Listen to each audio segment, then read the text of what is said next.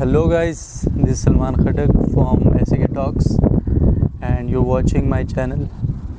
आज हम एक न्यू वीडियो के साथ हाजिर हैं। रिसेंटली जो शहबाज गवर्नमेंट ने इकोनॉमिक इमरजेंसी का लगाने का ऑर्डर दिया है, तो ये है क्या और किन हालत में और ये इकोनॉमिक इमरजेंसी जो है एक कंट्री में नाफिज की जाती है और इसके नुकसानात क्या होते हैं और किन किन लोगों पर किस क्लास के लोगों पर इसका असर पड़ता है, इन सब चीज़ों के बारे में हम बात करेंगे। सो वीडियो के साथ एंड तक जुड़े रहिए और हमारे चैनल को भी सब्सक्राइब करना, साथ में बेल आइकॉन को ज़रूर प्रेस करें।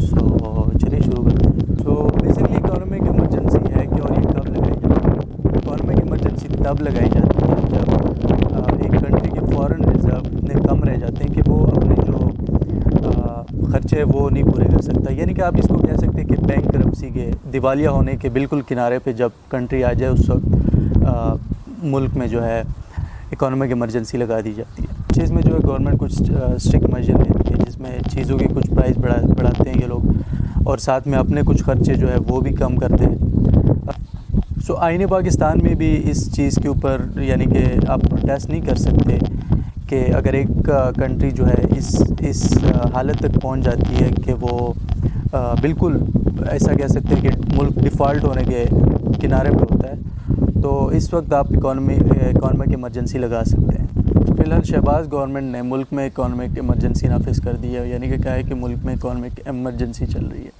और जो हमारे फॉरेन रिज़र्व थे वो तकरीबन $22 बिलियन के आसपास थे, लेकिन ये घटकर अभी $10 बिलियन के करीब हो गए, तो जिसकी वजह से पाकिस्तान के आने वाले हालात बहुत मुश्किल होने वाले थे।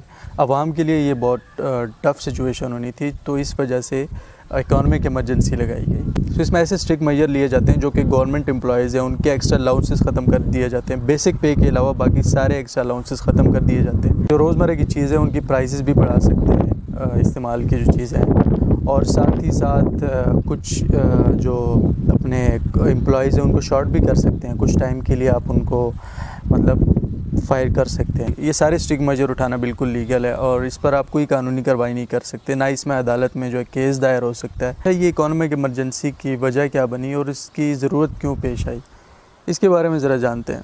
इसकी सबसे बड़ी वजह है वो तो एक है फ़ॉरेन लोन्स, ठीक है, जो हमारे ऊपर जो डेट है, जो कर्ज़ा है, ठीक है, उसको चुकाने के लिए भी हमें और कर्ज़ा लेना पड़ता है। और सेकंड जो है वो सब्सिडीज़, और तीसरी है टेररिज्म, चौथी है पॉलिटिकल इंस्टेबिलिटी। और पॉलिटिकल इंस्टेबिलिटी की हालत ये है कि 70 सालों में आज तक कोई भी पाकिस्तानी प्राइम मिनिस्टर जो है वो अपनी मुद्दत पूरी नहीं कर सका। और जब पॉलिटिकल इंस्टेबिलिटी होती है उनको पता होता है कि हमें अपना टाइम किसी ने पूरा करने देना नहीं है, तो वो लेके आते हैं शॉर्ट टर्म प्रोजेक्ट्स लेके आते हैं, ठीक है, अपने पॉलिटिकल गेंस के लिए। फिर जब आप लॉन्ग टर्म पॉलिसीज़ नहीं लेके आते तो इससे ये होता है कि फिर जो अभी हालत है मुल्क की यही हालत बन जाती है। और ये लोग शॉर्ट टर्म पॉलिसीज़ लेके क्यों आते हैं? इनको पता है हमने आगे इलेक्शन लड़ना है और हम छोटी छोटी सब्सिडीज़ देकर आगे जाकर इलेक्शन जीत सकते हैं, जिसकी वजह से कोई भी कंट्री कभी भी ग्रो नहीं कर सकती। अब बात करते हैं फ़ॉरेन लोन्स की। फ़ॉरेन लोन्स की हालत ये है, हमारे ऊपर जो डेट है उसको उतारने के लिए भी हमें और कर्ज़े लेने पड़ते हैं। और हमारे जो दो दोस्त कंट्री जिनको हम अपना दोस्त मानते हैं, सऊदी अरेबिया और चाइना, उन्होंने भी हमें लोन्स देने से मना कर दिया।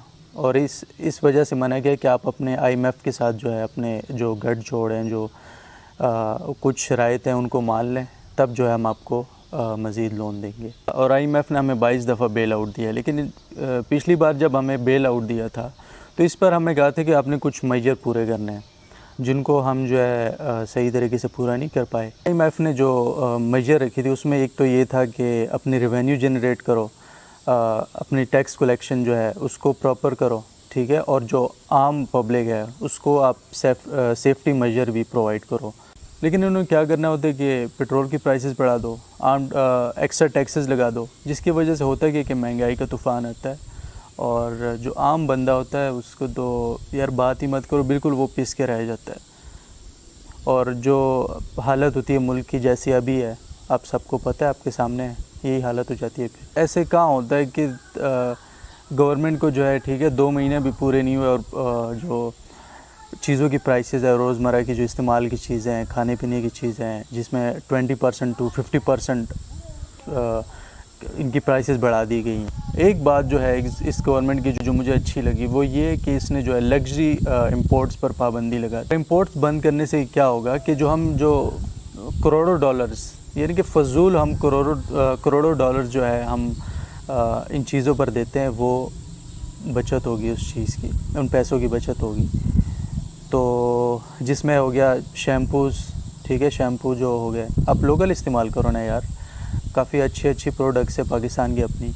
और बाकी हो गए ये कुत्ते बिल्लों का जो फूड होता है, ये हो गया लग्जरी गाड़ियाँ, ठीक है, जैसे मैंने पहले बताया। आई थिंक इन सब चीज़ों पर तब तक पाबंदी लगा देनी चाहिए जब तक मुल्क स्टेबल नहीं होता। दूसरी चीज़ जो केपी गवर्नमेंट ने जो कहा है कि हम अपने जो पेट्रोल एक्सपेंडिचर हैं उनको 40 to 45% तक कम करेंगे। और यार 40 to 45 क्यों, आई थिंक इनको बिल्कुल ज़ीरो कर देनी चाहिए।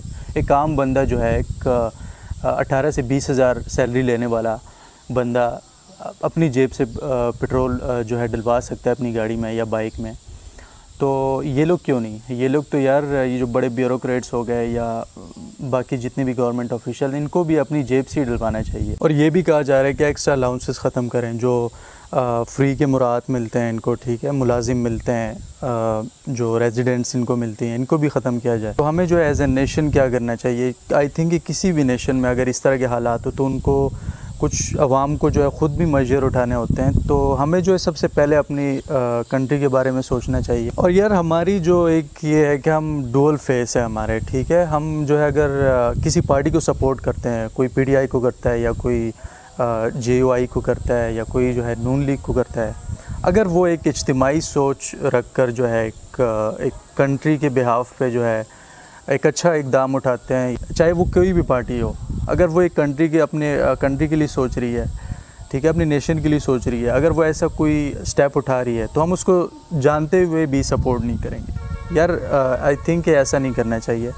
हमें जो है अगर मुल्क के ऐसे हालात है तो हमें सबसे पहले जो है अपनी कंट्री के बारे में सोचना चाहिए।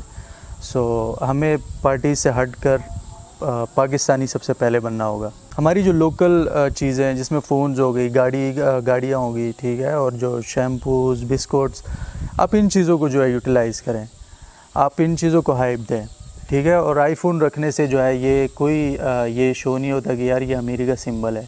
और यार हमें करना क्या है कि हमें अपनी जो लोकल चीज़ें उनको जो है हाइप देनी है, उनको यूटिलाइज़ करना है, ठीक है।